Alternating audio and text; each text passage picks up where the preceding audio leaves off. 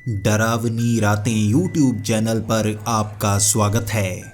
भूत प्रेत पिशाच और शैतानों की रोमांचक कहानियाँ आपको इस चैनल पर सुनने को मिलती हैं। अगर आपको ऐसी ही वीडियोस देखना पसंद है तो हमारे इस चैनल को सब्सक्राइब करना न भूलें। तो हेडफोन लगा लें, कमरे की लाइट्स ऑफ कर लें, क्योंकि ये वक्त हो रहा है डरने का।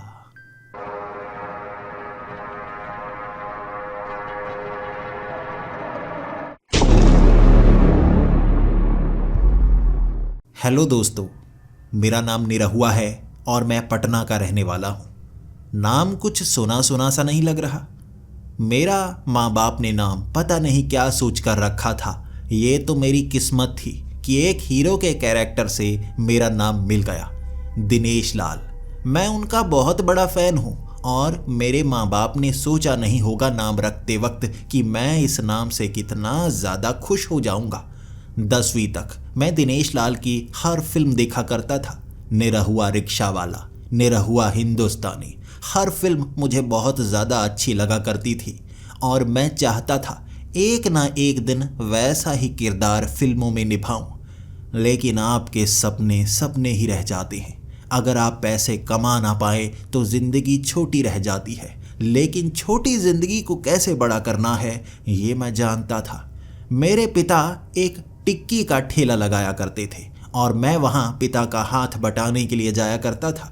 मेरे पिता मुझे काफ़ी ज़्यादा प्यार किया करते, कभी ज़िद नहीं करते। अगर मैं छुट्टी करना चाहूँ तो वो मुझे छुट्टी करने देते थे। मुझे कुछ पॉकेट मनी भी दे दिया करते थे। वो चाहते थे मैं पढ़ लिख कर कोई अफसर बनूँ, लेकिन अफसर बनने के लिए मुझे पढ़ाई में ध्यान भी लगाना था और वो लग नहीं पा रहा था। मेरा सारा ध्यान फिल्मों में रहता और मैं निरहुआ की सारी फिल्में देखता, कॉपी करने की कोशिश करता। लेकिन जब अपने पिता के उस टिक्की के ठेले पर काम कर रहा होता, मेरे सब दोस्त मुझे आकर चिढ़ाया करते, ए निरहुआ टिक्की वाला, चल टिक्की लगा। इस बात से मैं चिढ़ना शुरू हो गया था।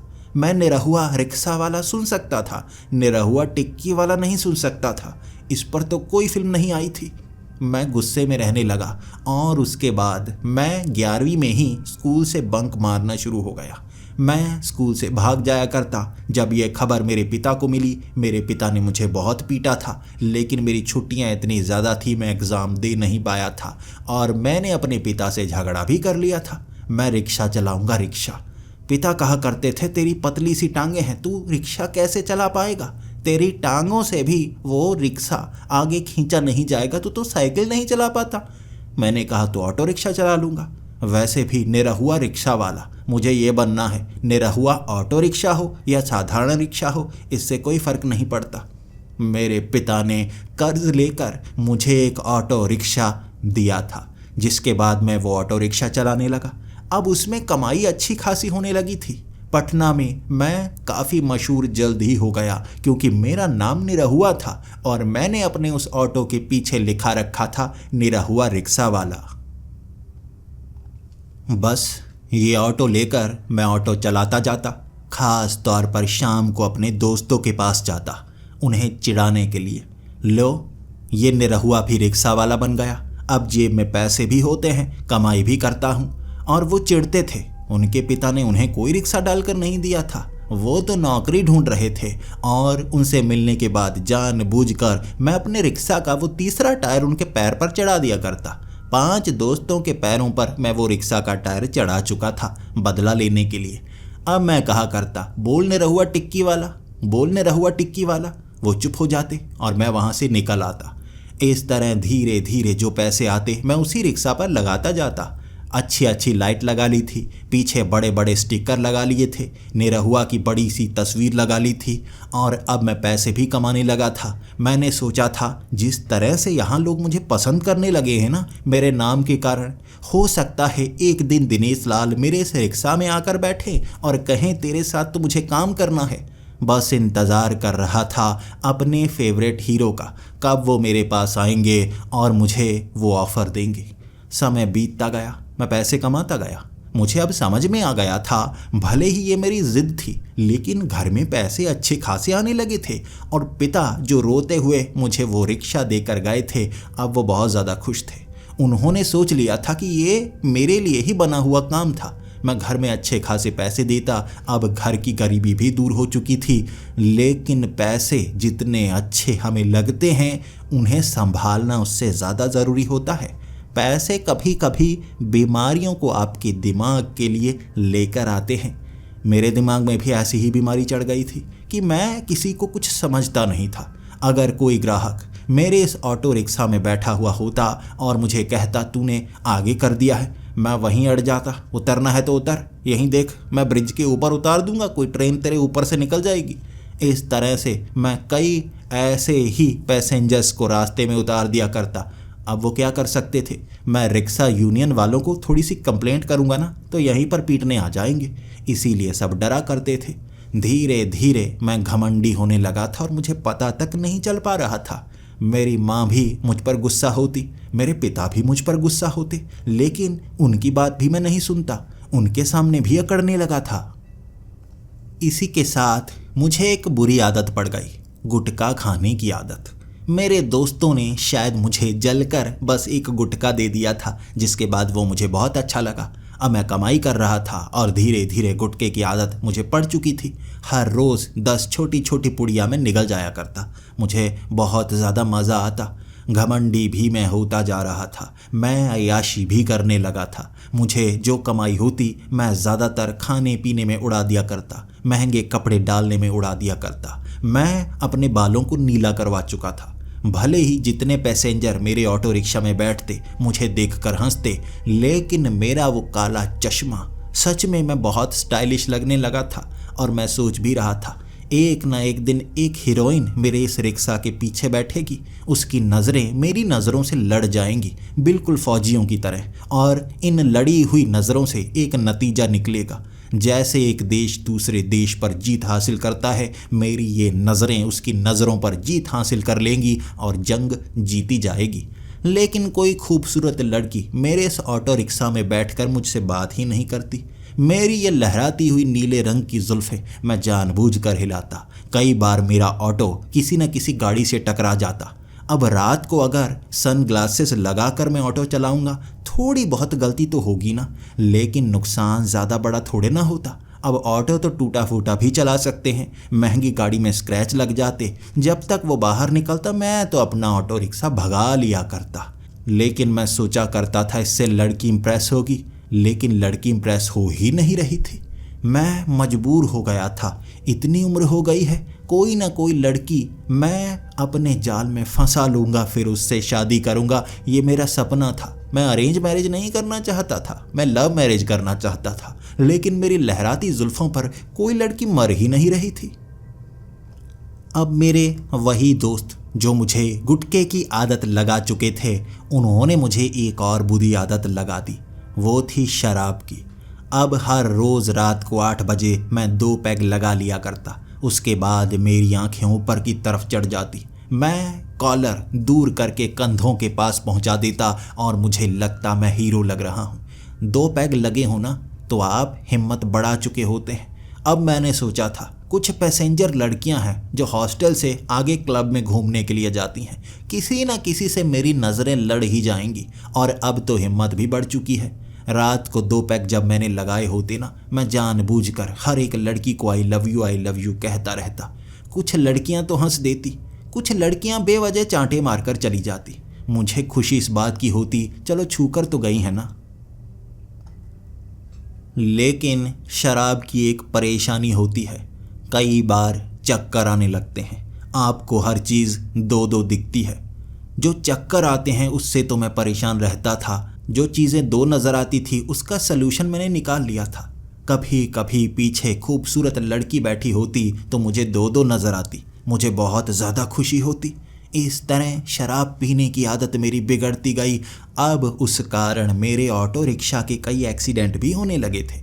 कई बार पैसेंजर घर के पास मुझे रुकने को कहता, मेरे से वो ऑटो रिक्शा रुक नहीं होता। मैं काफ़ी आगे निकल जाता, कभी झाड़ियों में घुस जाता, कभी किसी घर के अंदर घुस जाता। वो ऑटो रिक्शा आगे से मैंने काफ़ी टेढ़ा कर लिया था, हर बार दीवार से टकराता ही था, हर रोज़ का काम था। एक दिन उस ऑटो रिक्शा पर एक बूढ़ी औरत बैठी थी जल्दी से आकर हॉस्टल के सामने से वो उस ऑटो रिक्शा पर बैठ गई। मैं थोड़ा चिढ़ा हुआ था, लेकिन एक पैसेंजर को उतार थोड़े ना सकता था। मैंने सोचा था कोई खूबसूरत लड़की हॉस्टल से निकल कर आएगी, यहाँ मेरे ऑटो रिक्शा पर बैठेगी, आज मेरी किस्मत बदल जाएगी। लेकिन ये बुढ़िया कैसे आकर बैठ गई। मैं उसे उतारना चाहता था और कहने लगा था, ऑटो स्टार्ट नहीं हो रहा आंटी, आप एक और ऑटो से निकल सकते हैं, मैं हाथ दूं, किसी और ऑटो को रोकूं। तो वो बूढ़ी औरत कहने लगी, नहीं बेटा, मुझे तुझ पर भरोसा है, तुझे मैंने कई बार देखा है, तू मुझे घर तक छोड़ आएगा, तेरा दिल अच्छा लगता है। मैं अब चिढ़ा हुआ था, अरे आंटी मेरा ऑटो स्टार्ट नहीं हो रहा, अब स्टार्ट नहीं होगा तो घर कैसे लेकर जाऊंगा। वो कहने लगी, मैं इंतज़ार करूंगी, मैं ऑटो में बैठी रहूंगी जब तक स्टार्ट नहीं होता। अब मुझे थोड़ा सा गुस्सा आ गया। मैंने घड़ी की तरफ देखा। मैंने सोचा अब भी आधा घंटा है, अगर मैं इसे घर में छोड़कर वापस आ जाऊं, शायद कोई खूबसूरत लड़की क्लब जाने के लिए मेरे ऑटो पर बैठ ही जाए। मैं ऑटो बहुत तेज चला रहा था, इतना तेज, एक तो 2 पैग लगे हुए थे मेरे सामने, सब कुछ 2-2 नजर आ रहा। आगे आ रही गाड़ी 2 नजर आती, आगे आ रहे घर 2-2 नजर आते, इसी के साथ सर चकराता जाता। मैं मानता हूँ शराब पीकर हमें गाड़ी नहीं चलानी चाहिए, लेकिन ये चीज़ ऑटो के बारे में थोड़ी ना बताते हैं। इसीलिए मुझे लगता ये ऑटो आधा तो स्कूटर की तरह है ना, तो इसे तो चला सकते हैं। अब मैं चलाता चलाता वो बुढ़िया जहाँ कहे जा रही थी मैं वहाँ ले जाए जा रहा था। वो मुझे एक बस्ती की तरफ ले गई। वहाँ कई टूटे फूटे घर थे, काफ़ी ज़्यादा जो गरीब लोग हैं यहाँ रहते हैं। हम इतने गरीब भी नहीं हुए कि यहाँ रहना पड़ जाए, इसीलिए वो बदबू मुझे काफ़ी ज़्यादा परेशान कर रही थी। अब मैं खुद को अमीर मानने लगा था, तो यहाँ कभी आना ही नहीं चाहता था। वो बुढ़िया कहती रही, मैं उधर उधर घुमाता रहा। कभी कभी वो ऑटो किसी के घर से टकरा जाता, लेकिन ईंटों की दीवार को कोई ज़्यादा नुकसान नहीं होता। वो बुढ़िया तो मुझे उस बस्ती के बीच से निकालकर एक ऐसी छोटी सी झोंपड़ी के पास ले गई, बहुत ज़्यादा गरीब लग रही थी। तब मुझे गुस्सा भी आने लगा, ये बुढ़िया के पास पैसे होंगे या नहीं। तो मैंने पीछे मुंह घुमाकर उससे पूछना शुरू कर दिया, कहाँ जाना है, क्या यहाँ रुकना है, क्योंकि आगे तो गंदा नाला है ना, अब नाले में कूदने वाला नहीं मैं। तो वो बुढ़िया कहने लगी, वो जो सामने वाला घर है वहाँ पर रोकना है। मैं समझ गया यह बुढ़िया यहीं पर रहने वाली है। मैंने कहा, क्या आपके पास पैसे हैं ना, आप यहाँ पर रहती हैं, मैं फ्री में ले जाने वाला नहीं आपको। तो वो कहने लगी, तुम आगे देखो बेटा, पैसे तो मैं दूंगी ना। अब वो नशे के कारण, शराब के कारण बेवजह मेरा दिल बार बार गुस्साए जा रहा था। मुझे उस पर गुस्सा आता गया। देखो पैसे पहले निकालो, मैं बता देता हूँ, आपको 45 रुपये हुए हैं। वो बुढ़िया कहने लगी, हाँ बेटा दूंगी ना दूंगी, अब वहाँ तक तो पहुँचो, अभी मैं निकाल तो रही हूँ। मेरा सारा ध्यान उसके पर्स पर था, उसके पास पैसे हैं भी या नहीं। आगे मैंने देखा ही नहीं। उसने घर के आगे रुकने को कहा था, मैंने उसके घर के अंदर घुसा दिया। अब मेरा वो ऑटो रिक्शा उसके झोंपड़े के बिल्कुल बीच में घुस चुका था। शायद उसके झोंपड़े की जो लकड़ी थी बहुत ज़्यादा कमज़ोर थी। मैंने आगे वाले उस खिड़की से बाहर झांक कर देखा तो इधर उधर कुछ नज़र नहीं आ रहा, और मेरे मुंह में धनिये के पत्ते घुस चुके थे। अंदर पता नहीं दीवारों पर क्या क्या सामान लटका रखा था उस बुढ़िया ने। और वो बुढ़िया बहुत ज़्यादा गुस्से में, उसने अपने झोले से एक बेलन निकाला और मेरे सर पर मारने लगी। बहुत ज़ोर से मार रही थी। मैंने जल्दी से उस ऑटो रिक्शा का गियर डाला और आगे की तरफ मैं बढ़ाने लगा। अब दूसरी दीवार भी मैंने फाड़ दी। इस तरह उसके झोंपड़े से मेरा वो ऑटो रिक्शा बाहर निकला था। अब बाहर मैं वहीं रोक नहीं सकता था। घुमाकर मैं दरवाजे के पास लेकर आया और कहने लगा, आप उतर सकती हैं, यहीं तक लाने को कहा था ना, मैंने ला दिया, अब दीजिए पैसे।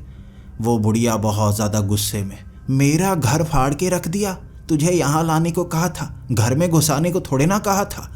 मैंने 2 पैग लगाए हुए थे, इसीलिए डर मुझे बिल्कुल नहीं लग रहा था। मैंने तो उससे कह दिया, तुमने यहाँ लाने को कहा था, मेरा तेल लगा है, पैसे निकालो पैसे। वो रोने लगी थी, तुझे पैसे चाहिए, मेरा ये झोंपड़ा जो बनाने में मुझे 12 साल लग गए, तूने मेरा झोंपड़ा उड़ा दिया। अब मैं दोबारा जवान कैसे हो पाऊंगी। ये सुनकर मेरी हंसी निकल गई और मैं कहने लगा था, हो बुढ़िया, बुढ़ापे के बाद मौत आती है, जवानी नहीं आती। आपके निकलने का टाइम है, ना सिर्फ इस ऑटो रिक्शा से बल्कि दुनिया से भी। मेरे पैसे निकालिए। अब उसके झोंपड़े में 2 छेद थे और मुझे अंदर नजर आ रहा। अंदर खोपड़ी रखी हुई थी इंसानी, बहुत सारा ऐसा और सामान जैसे वो जादू टोना करने वाली हो। मुझे उससे क्या, मुझे तो पैसे चाहिए थे। वो बुढ़िया जल्दी से उतरने लगी और घर को देखकर रोने लगी। मैं पैसे मांगे जा रहा था, जल्दी दीजिए पैसे, आपको घर तक पहुंचाना था, घर तक पहुंचा दिया। वो कहने लगी, तूने मेरा झोंपड़ा तोड़ दिया, 12 साल की मेहनत बर्बाद कर दी। मैंने कहा, अब आपने झोंपड़ा रास्ते में बनाया हुआ है, मैं क्या करूं? मुझे सब कुछ दो दो नज़र आ रहा था। मुझे लगा सड़क इस तरफ है, मैं पीछे आपसे बात भी तो कर रहा था। अब मेरे पास आर्टिफिशियल इंटेलिजेंस वाली वो गाड़ी नहीं है, ये साधारण ऑटो है, सीधा ही चलता जाता है। अब झोंपड़े में घुस गया, मैं क्या करूं? वो बहुत ज़्यादा रोने लगी थी, ज़मीन पर लेट गई थी और उसका शरीर जैसे बहुत ज़्यादा ख़राब होता जा रहा था, जैसे वो किसी बीमारी से एक क्षण में मरना शुरू हो गई हो। उसकी चमड़ी और ज़्यादा बूढ़ी होती जा रही थी, वो बूढ़ी होती गई, जैसे पतली होती गई। मुझे चाहिए थे पैसे। मैंने झपट्टा मार के उसका बैग पकड़ा और कहा, चोरी नहीं कर रहा हूँ, अपने 45 रुपये मुझे चाहिए। मैंने जैसे ही उसके बैग में देखा, बहुत सारे मसाले थे, बीच में सिक्के थे और वो बुढ़िया मर रही थी। मरते मरते जैसे उसने कहा हो, तेरी लालच तेरी सज़ा बनेगी, तूने एक डायन के घर को तोड़ा है। शाप देती हूँ तुझे, शाप देती हूँ तुझे, तेरा घमंड छोड़ना होगा और सज़ा बहुत भयानक होगी तेरी। ये कहती कहती मेरी आँखों के सामने वो पिघली थी। इंसानी शरीर बिना जले नहीं पिघलता, वो मेरी आंखों के सामने पिघल गई थी। निशान काला सा रह गया था और उसके झोंपड़े में अपने आप आग लगने लगी थी। मेरी आंखों के सामने उसका झोंपड़ा, उसका बैग, उसका शरीर सब जलकर खाक हो गया। मुझे मेरे 45 रुपए भी नहीं मिले और मुझे बहुत ज़्यादा गुस्सा आ रहा था। मरी हुई बुढ़िया को भी मैंने 5-6 माँ बहन की गालियाँ दी, तब जाकर दिल को तसल्ली मिली थी। फिर मैं वो ऑटो रिक्शा लेकर सीधा घर की तरफ निकला। मुझे लगा आज ज़्यादा चढ़ी हुई है। मेरे दोस्त कमीनों ने छोटे पैग बोलकर बड़े बड़े 2 पैग पिला दिए, शायद आज ज़्यादा नशा हो गया। घर तक पहुँचते पहुँचते 3-4 और झोंपड़ों में मैंने आगे वाला टायर घुसा दिया था। कई जगह मुझे 2-3 लप्पड़ भी पड़े थे। अब ऐसे 1-2 लप्पड़ों से मुझे कोई फ़र्क नहीं पड़ता। जब आप हर रोज़ पिटाई खाते हों तो किसी दिन थोड़े ज़्यादा लप्पड़ भी पड़ जाएं, कोई फ़र्क नहीं पड़ता। इस तरह मेरे मुंह को हर रोज़ लाल लाल देखकर मेरी माँ कहा करती थी, शराब से एक बात तो है, तू पहले पीला पीला रहा करता था, तेरा खून नहीं बनता था, अब तू लाल लाल सा ज़रूर हो गया है, शायद तेरा खून बन रहा है। मैंने उस रात भी माँ को कहा था, माँ बस समझ लो कि काम अच्छा चल रहा है। क्या बताता, ये लाली मेरे लप्पड़ों के कारण थी। अगले दिन जब मैं सुबह उठा, मुझे अपनी गलती का एहसास सा हो रहा था। तब मैं बार बार कल रात की घटना को याद भी कर रहा। सच में वो बूढ़ी अपने आप जलकर आग बन गई थी? क्या सच में उसका झोंपड़ा भी जल गया था? क्या सच में वो एक डायन थी या बस पूरा भ्रम था, मुझे सपना आया था? मैं सोचे जा रहा और आज मुझे लग रहा था रात को जो पैग लगाकर मैं ऑटो चलाता हूँ ना, कोई गड़बड़ ना हो जाए। पूरा 1 घंटा मैं सोचता ही रहा था। उसके बाद मैं ऑटो लेकर सीधा उस बस्ती की तरफ निकल पड़ा था। जैसे जैसे मैं ऑटो से जाता गया, मुझे इधर उधर वाले कई घर देखे देखे लगते रहे, तो मैं समझ गया यहाँ पर आया ज़रूर था मैं। कल जो जो घर मुझे याद हैं सभी निकल रहे हैं। अंत में मैं उस नाले के पास पहुँचा और वहाँ बस राख ही राख थी, कोई झोंपड़ा नहीं था। ऐसा लग रहा था रात को जो हुआ पूरी तरह से सच था। फिर मैं घबरा गया था। अगर वो डायन थी, उसने मुझे शाप दिया, तो उसका असर भी तो हो सकता है। वैसे मैं भूतों पर यकीन तो नहीं करता था, लेकिन रात के दृश्य मैं आंखों से निकाल नहीं पा रहा था। शराब पीने का एक नुकसान होता है, झूठी चीज़ें सच्ची लगती हैं और सच्ची बातें झूठी लगने लग जाती हैं। मैं उसके बाद कई कस्टमर को उठाने के लिए सीधा ऑटो लेकर पहुंच गया था उस स्कूल के पास। अब वहां से बच्चों को घर छोड़कर आना था। कई और कस्टमर मिले। रात के 8 बजे तक मैं इसी तरह से ऑटो चलाता रहा और 8 बजे मेरे दोस्त मुझे फ़ोन करने लगे थे, आजा जल्दी, पैक बना लिया है। अब मैं उन्हें शराब की बोतल लेकर दिया करता था। मेरे ही पैसों से ली गई शराब मुझे ही पिलाकर वो काफ़ी ज़्यादा चौड़ दिखाया करते थे और अब मुझे लगने लगा था इसमें मेरा कोई फ़ायदा नहीं है, उल्टा मुझे नुकसान होता है। शायद वो मुझे बिगाड़ रहे हों। उस दिन मैंने एहसास किया था मैं शराब पीना ही नहीं चाहता था, लेकिन फिर भी उन्होंने मेरे नाक को पकड़ा, मेरी बाजू पकड़ी, एक पैग मुझे पिला दिया। उस दिन मैं जान गया था ये मेरे अच्छे दोस्त नहीं हैं, ये मेरा फ़ायदा उठाते हैं। उन्होंने जेब से मेरे 200 रुपये भी निकाल लिए थे चखना लाने के लिए। मेरे पैसों से अय्याशी किया करते थे और मैं बिगड़ता जा रहा था। वो एक पैग लगाकर मैं ऑटो लेकर उनसे लड़कर निकला था। मैंने मुंह में 2 गुटके की वो छोटे छोटे पाउच भी डाल लिए और उसके बाद रास्ते में पिचकारियाँ डालता डालता मैं अपना ऑटो रिक्शा चलाता गया। वहाँ कई जगह बिल्कुल शांति होती है। कई बार ऐसी जगह पर अच्छे कस्टमर मिल जाते हैं, उनसे थोड़े ज़्यादा पैसे मिल जाते हैं क्योंकि वो मुश्किल में होते हैं। आज पैग नहीं लगा हुआ था तो सब कुछ साफ साफ दिख रहा, हर चीज़ एक नज़र आ रही थी। मैं ऐसे ही एक सुनसान सी गली से निकल रहा था। एक खंबे के पास कुछ अजीब से कपड़े पहने आदमी अंधेरे में दिख रहा था। जैसे ही उसने अपनी बाजू आगे की तरफ की, आगे स्ट्रीट लाइट थोड़ी सी उसके कपड़ों पर पड़ी, मेरे होश थोड़े से उड़ गए। ये एक पुलिस वाला था। मैं घबराया घबराया जल्दी से ऑटो को रोका और उसने मेरे ऑटो में बैठने से पहले एक सीधा वाला झांपड़ मेरी आंखों पर मारा था और पीछे बैठकर कहने लगा, साले रुकने को कहा था, रुका क्यों नहीं? अब मेरे पैर के ऊपर चढ़ाने वाला था। ये बोलकर वो पीछे बैठ गया और मैं, अरे माफ़ कीजिए सर, वो थोड़ी गलती हो गई, मैं थोड़ा सा घबरा गया पुलिस को देखकर। फिर वो गुस्से में कहने लगा, साले चोर लगता है, पुलिस को देख के तो चोर घबराते हैं। और मैं ये सोच कर भी डरे जा रहा था कहीं इसे मुझ पर शक ना हो जाए। एक पैग लगाया हुआ था, कम बोलूँगा ताकि बास उसके मुंह तक ना पहुँच जाए। मैं चुप रहने की कोशिश तो कर रहा था, लेकिन हर बात पर मेरे सर के पीछे वो एक चमाट लगा देता और वो चमाट भी बड़ी ज़बरदस्त होती। मेरा वो जो नाक था आगे उस हैंडल पर जाकर बजता, इसीलिए मेरे माथे पर कुछ निशान पड़ गए थे।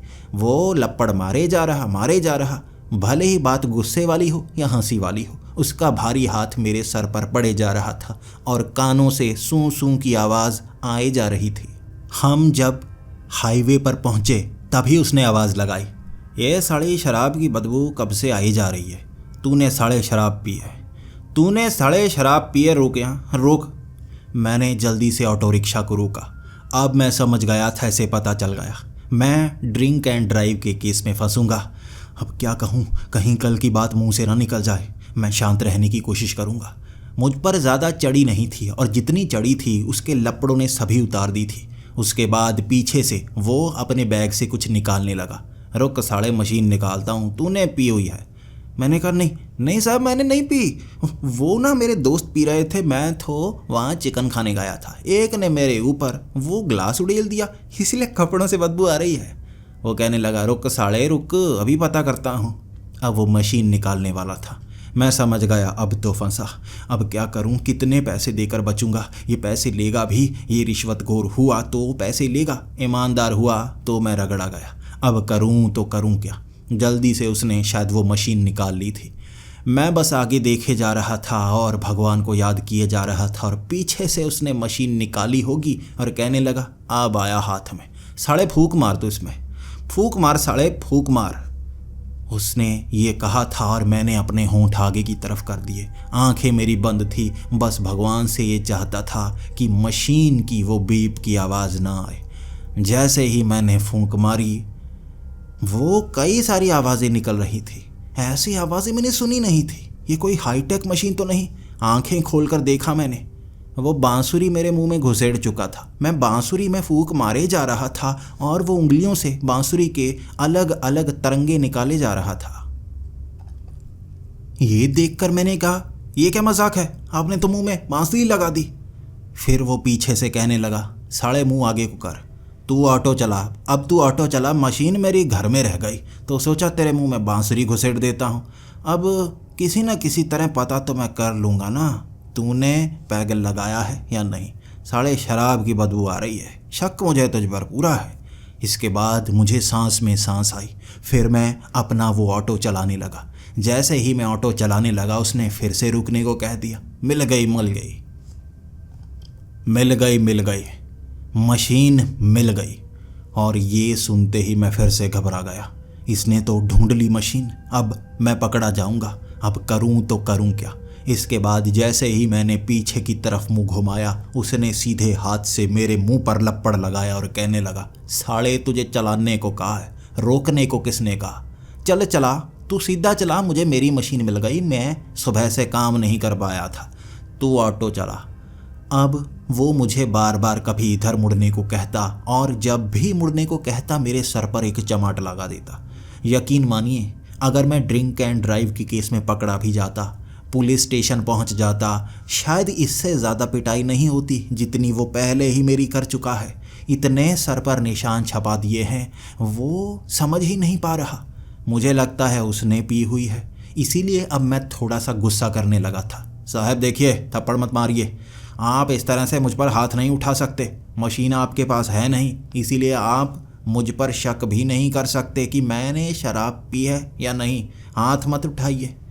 बस मैंने ये कहा था। उसने कहा ठीक है। उसने हाथ नहीं उठाया। उसके बाद नीचे से टांग उठाकर जो मेरे सर पर मारता ना, यकीन कीजिए 2 बार तो मेरा सर उस आगे वाले कांच पर टकराया था। उसके बाद उसने जो 2-3 बार मेरे ज़ोर ज़ोर से अपनी टांगे मारी, मैंने ऑटो रोक लिया। साहब पीट लो, अगर आप पीटना चाहते हो साहब पीट लो। देखो मैं ऐसे ऑटो नहीं चला सकता, आप तो मारे जा रहे हो। और 2-3 बार मैंने देखा आप कहीं जा तो रहे नहीं, बार बार घुमाकर वहीं पर ला रहे हो। अब बताइए आपको चाहिए क्या। फिर वो कहने लगा, हाँ अब तू समझ गया, अब नहीं मारूंगा, तुझे बस यही समझाना था कि मुझे चाहिए क्या। अब मैंने पीछे मुड़कर देखा और उसने पीछे वाली वो लाइट भी जला ली थी। पहले पीछे ज़्यादा अंधेरा सा था, उसके चेहरे की तरफ देख ही नहीं पाया था। जैसे ही अब नज़रें उसके चेहरे की तरफ पड़ी ना, उसका चेहरा अजीब सा था। उसकी एक आंख नहीं थी, नाक की हड्डी नज़र आ रही थी, एक तरफ के दांत पूरे टूटे हुए, होंठ तो उसके मौजूद ही नहीं थे। वो किसी शैतान से कम नहीं था। ऐसा लग रहा था जैसे लाश जिंदा होकर उठकर वो पुलिस के कपड़े पहनकर मेरे इस ऑटो रिक्शा में पीछे जाकर बैठ गई हो।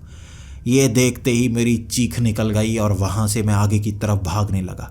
अब इस ऑटो में वो शैतानी पुलिस वाला बैठा है, ये सोचकर मैं भागता गया और एक घर के पीछे जाकर छिप गया।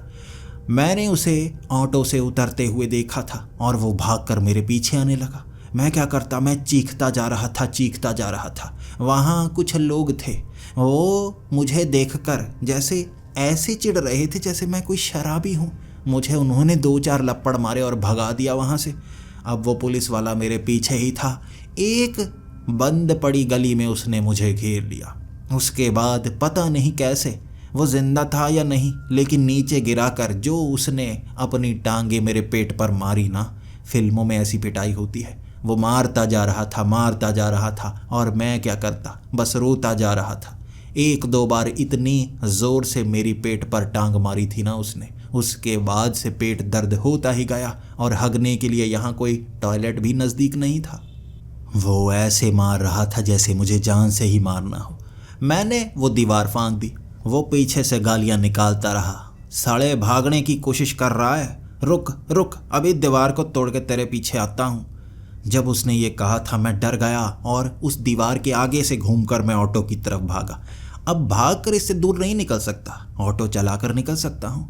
मैं जल्दी जाकर ऑटो में बैठा, ऑटो स्टार्ट किया। वो पुलिस वाला पीछे ही था। मैंने ऑटो भगा लिया। मैं इतनी तेज़ी से वहाँ से निकला और मुझे लगा बस मरते मरते बचा हूँ। किसी को बता भी नहीं सकूँगा मेरे साथ क्या हुआ। कोई यकीन करेगा या नहीं, वो जैसे जिंदा लाश की तरह था। काफ़ी दूर निकल आया तब जाकर सांस में सांस आई थी। पसीने से मैं तरबतर हुआ पड़ा था। ऐसा लग रहा था कहीं तालाब में नहा कर आया हूँ, पूरे कपड़े ही गीले हो चुके थे मेरे। एक जगह जाकर मैंने ऑटो रोका था। फिर ऑटो के आगे से एक बोतल निकाली और उस पानी को अपने मुंह पर डाला मैंने।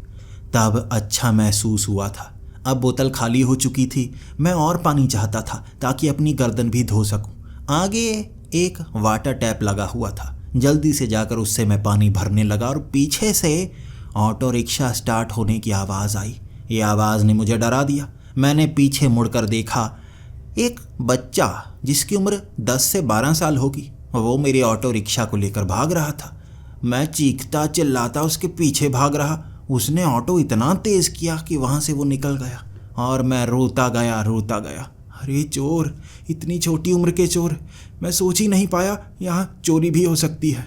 एक तो उस पुलिस वाले ने मुझे डरा दिया, अब ये चोर मिल गया। आज तो मेरा सबसे खराब दिन जा रहा है।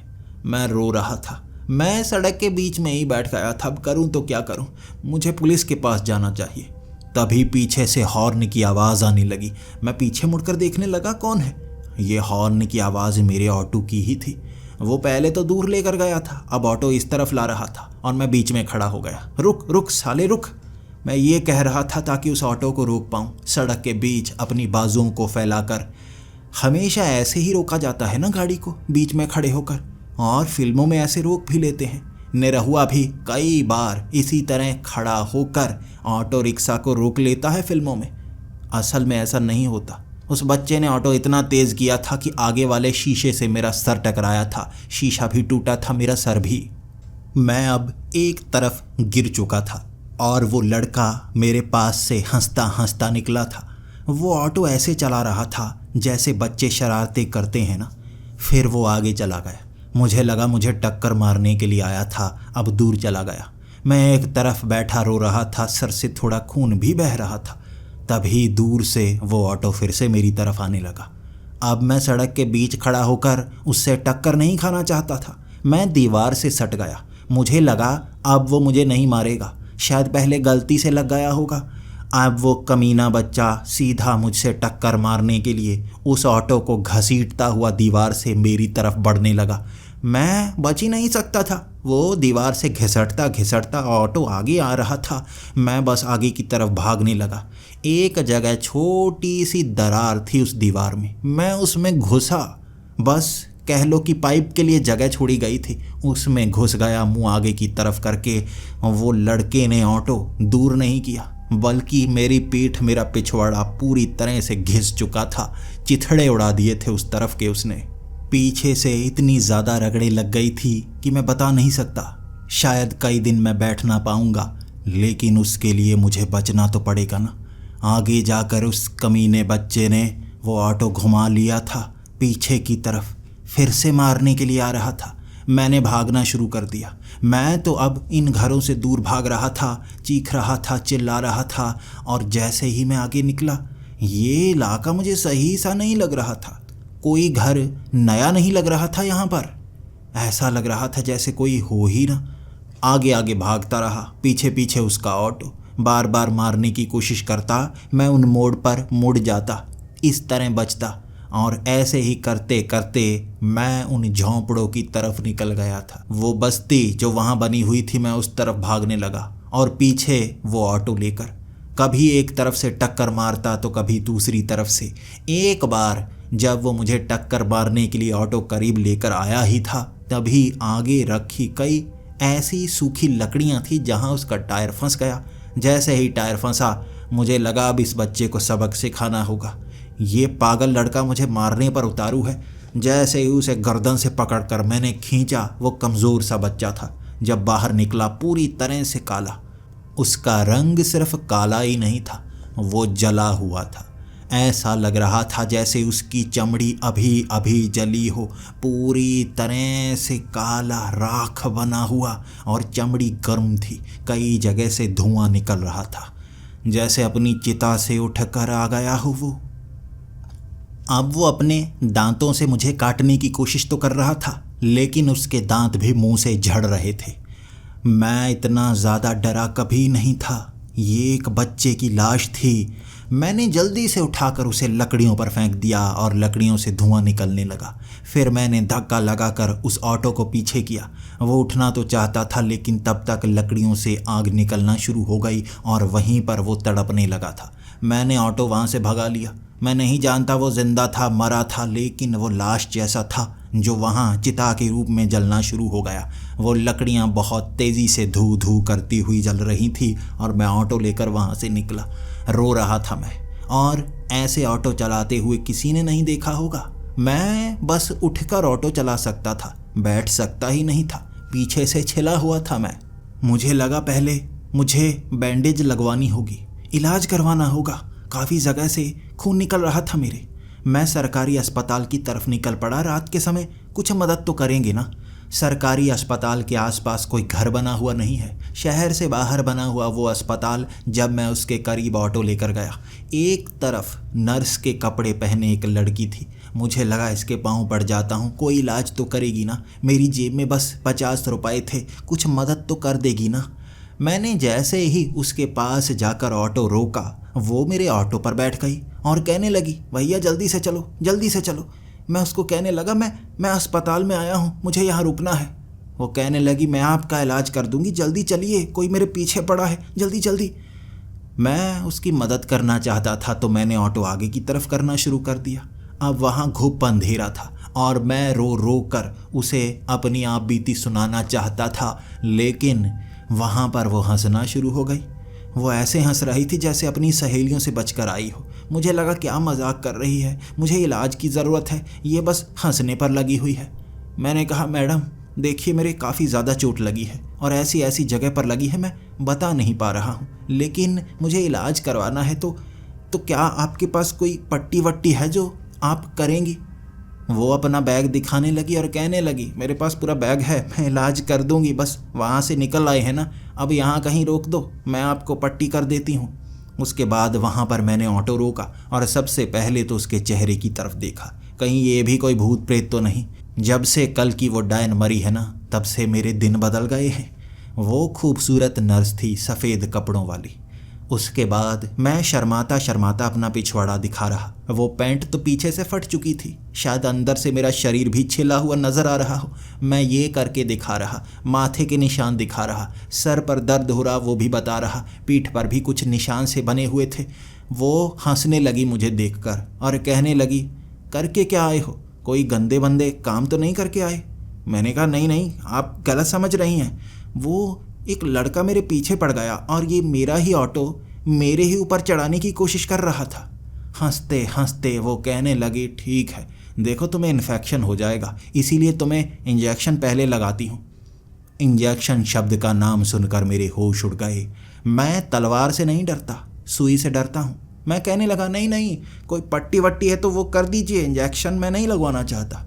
वो कहने लगी, इन्फेक्शन हो जाएगा, इंजेक्शन तो लगाना होगा। मैंने कहा, मैं लगाना नहीं चाहता। वो कहने लगी, मैं तो लगा कर रहूँगी। अब आसपास मदद वाला भी कोई नहीं था। मैं उससे ज़िद करने लगा, नहीं लगाऊंगा, मैं अस्पताल जाने वाला हूँ, तुम बताओ साथ चलोगी या यहाँ पर छोड़ दूँ? वो कहने लगी, नहीं। उसने मेरी पीठ पर एक घुटना मारा, मैं नीचे गिर गया। अब वो घुटना उसने पीठ पर रख दिया था। उसके बाद वो इंजेक्शन निकालने लगी। वो पतली सी थी, वज़न बहुत ज़्यादा। जब उसने वो सुई निकाली, वो भैंसे को लगाने वाली सुई इतनी मोटी थी और उसमें उसने एक सिरिंज भरी। और उसके बाद मेरे पिछवाड़े पर जब उसने इंजेक्शन लगाया, मेरी सिसकती हुई चीख निकली थी बहुत ज़ोर से, शायद हड्डी के अंदर तक घुसेड़ दी थी उसने वो सुई। मैं चीख रहा था लेकिन उसने मुझे छोड़ा नहीं। उसके बाद वो इंजेक्शन लगा चुकी थी। मुझे लगा जो दर्द होना था चलो हो गया, अब आप उतर जाइए।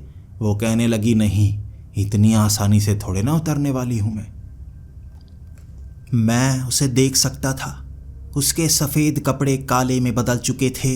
वो एक चुड़ैल जैसी थी, लंबे लंबे नाखून और बड़ी सी नाक। वो नाखून उसने मेरी पीठ पर घुसाने शुरू कर दिए, मेरी पीठ को छीलने लगी थी, मेरे बालों को अपने नाखूनों पर लपेटती और नूडल की तरह खींच लेती।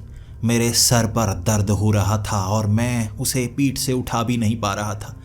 तभी उसका वज़न थोड़ा कम हुआ और मैं एक तरफ लौटा। बहुत दर्द दे दिया था उसने। उसके बाद मैं ऑटो में बैठा, ऑटो स्टार्ट ही था, जल्दी से मैं ऑटो चलाने लगा। वो चुड़ैल मेरे पीछे भागे जा रही थी और मैं चीखता हुआ, आई आई करता हुआ मैं ऑटो चलाए जा रहा। तभी आगे से छलांग लगाकर एक तांत्रिक मेरे ऑटो में बैठ गया। मैंने कहा, आप कौन है?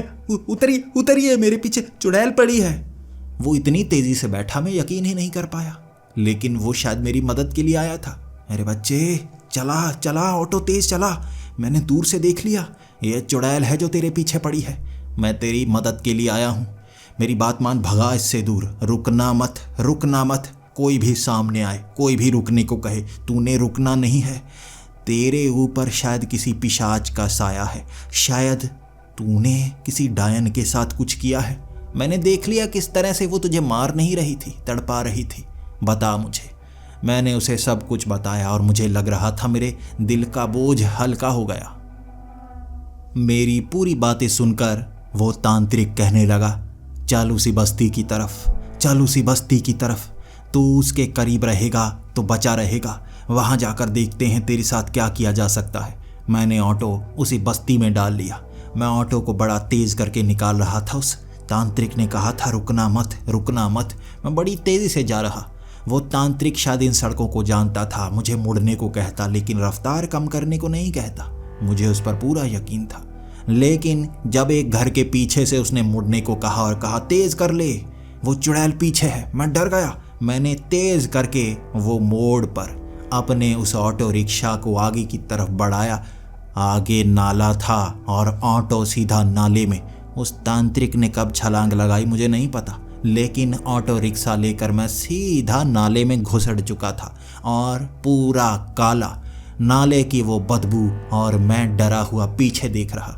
वो तांत्रिक एक तरफ बैठा हुआ, ऐसा लग रहा था जैसे जमीन पर लोटा लेकर बैठा हो, बिल्कुल किनारे उस नाले के, और मुझ पर हंस रहा। मेरी आंखों के सामने उसका रूप बदला था, अजीब सा हो गया था, और उसकी फड़फड़ाती हुई आंखें, एक छलावा था वो। उसने मुझे फंसाया और नाले में मेरे ऑटो को गिराया। मैं समझ ही नहीं पाया। अब मैं ऑटो तो निकाल नहीं सकता था, बस उसे गालियां ही निकाल सकता था। वो मैंने निकाली, लेकिन वो हंसता हंसता वहाँ से चला गया। मैं नाले से निकलने में बहुत मुश्किल महसूस करता गया। नाले की एक तरफ एक अजीब सी सीढ़ी बनी थी जिसके सहारे ऊपर चढ़ा। 2 बार मेरे दांत उस सीढ़ी पर टकराए थे, एक दांत टूट भी गया, तब जाकर ऊपर तक पहुंचा था। और मेरे मुंह में उस नाले की गंदगी बहुत बार जा चुकी थी, लेकिन मुझे जिंदा बचना था। ना आसपास वो चुड़ैल थी, ना वो छलावा, और ना ही वो लाश, ना वो बच्चा। मैं बस चलकर वहाँ से दूर जा सकता था। इस ऑटो रिक्शा को तो कल निकालूंगा। ये निरहुआ अब ऑटो रिक्शा वाला भी नहीं रहा, निरहुआ अकेला हो गया था। ये मन में ठाने हुए वहाँ नाले से दूर चलने लगा। मुझे उस नाले की एक तरफ वो घर दिख रहा था जला हुआ, वही घर जहाँ मैंने गलती से उस डायन को मरने पर मजबूर कर दिया था। मैं जब एक पेड़ के पास पहुंचा था, वहां मुझे वही बुढ़िया दिख रही थी। वो एक पेड़ पर चढ़ी हुई थी और पेड़ पर चढ़ी वो हाथ में पकड़े एक फल को खा रही, हंसे जा रही, हंसे जा रही। और मैं उसे देखकर उससे दूर भागना चाहता था, लेकिन तभी मेरे पीछे वो पुलिस वाला पड़ गया। मैं नहीं जानता कब वो बड़ा सा पटा लेकर आया था, लेकिन पुलिस वाले वो पटे से क्या करते हैं ये मैं समझता हूँ। वो समझा भी रहा था, जहाँ पर सबसे ज़्यादा जख्म होते हैं दर्द वहीं होता है, और पता नहीं क्यों वो पुलिस वाला वहीं पर मार रहा था। वहाँ छिला था, इंजेक्शन लगा था, अब पटे भी वहीं पर पड़ रहे थे और दर्द भी बहुत ज़्यादा। बार बार मैं गिर जाता, और एक बार तो जब मैं गिरा मेरी पीठ पर वो नर्स आकर बैठ गई। मैं हिल नहीं पा रहा था। मेरे पैरों को वो बच्चे ने पकड़ लिया जो मुझे उस ऑटो रिक्शा के नीचे देना चाहता था।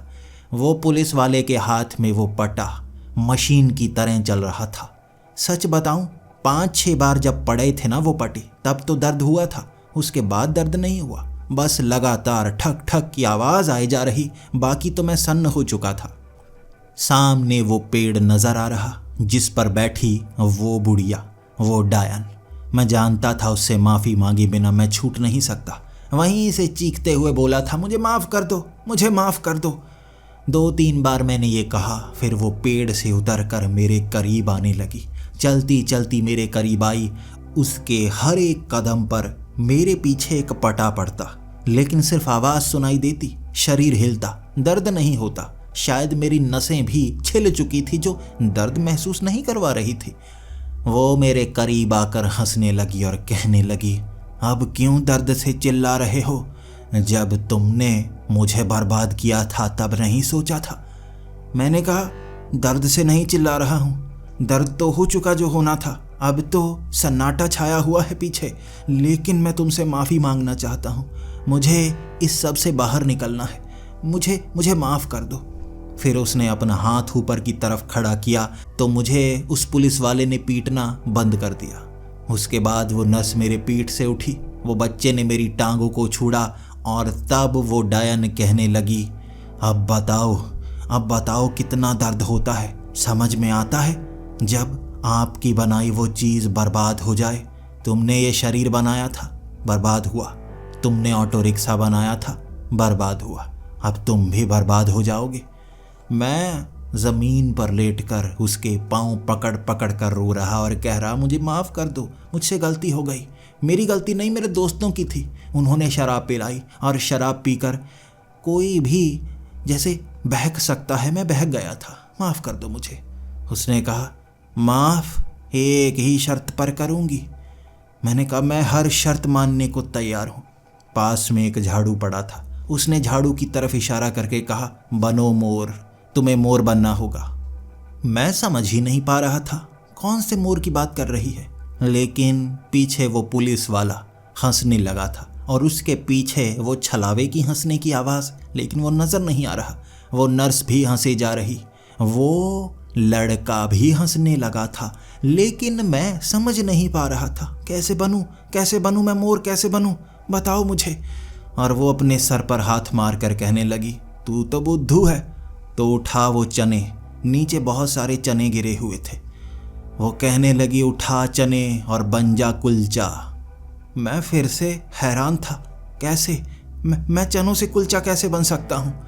फिर से सभी हंसने लगे और उसने कहा, तू मासूम है या बुद्धू है या दिखावा कर रहा है, मैं नहीं जानती, लेकिन तुझ पर तरस ज़रूर आ रहा है। इसके 20 मिनट बाद बिना मुझे मारे, बिना मुझे पीटे उसने मुझे माफ़ कर दिया था। वो बच्चा भी आज़ाद था, उस डायन ने कर दिया। वो पुलिस वाला, वो छलावा, वो चुड़ैल सब वहाँ से जा चुके थे और उसके बाद वो डायन भी मेरे सामने से गायब हुई थी और कह कर गई थी, अब सज़ा नहीं मिलेगी, लेकिन दोबारा ऐसी गलती मत करना। चाहे इंसान हो, भूत हो, चुड़ैल हो, कभी भी किसी का नुकसान मत करना, उसकी सज़ा बहुत भारी मिलती है। और बुरी आदतों से दूर रहना, वो तुमसे वो चीज़ें करवाती है जो तुम कभी नहीं करते। वो जा चुकी थी और मैं आज़ाद था, लंगड़ाता लंगड़ाता घर की तरफ बढ़ रहा। आप भी सोच रहे होंगे, अंत में उसने कोई सज़ा नहीं दी, उसने कुछ किया नहीं, मुझे आज़ाद कर दिया। मैं कैसे बताऊं, वो मोर बना था मैं, वो कुलचा बना था मैं, और मुझे बताते हुए भी शर्म सी आ रही है, लेकिन वो सज़ा मिलने के बाद मुझे आज़ादी मिली थी। अगले दिन मैंने अपना इलाज करवाया था, बहुत ज़्यादा टांके लगे थे। उसके बाद मैंने उस नाले से ऑटो रिक्शा निकलवाया, तब जाकर उसे धुलवाया और फिर 2 महीने बाद मैं शुरुआत से काम कर पाया। मैं अपने दोस्तों को छोड़ चुका हूँ, गुटखा नहीं खाता, शराब नहीं पीता, सुधर चुका हूँ। शायद डरता हूँ, इसीलिए सबको बताता हूँ, इन चीज़ों से दूर रहो, भूतों से दूर रहो, खास तौर पर डायनों से। अगर दूर नहीं रह सकते तो उनका नुकसान भी नहीं करना। अगर कहीं मेरी जगह फंस गए ना, यकीन करो सज़ा बहुत भयानक मिलेगी। ये आपके लिए भी एक सबक है, आप मोर नहीं बन पाओगे।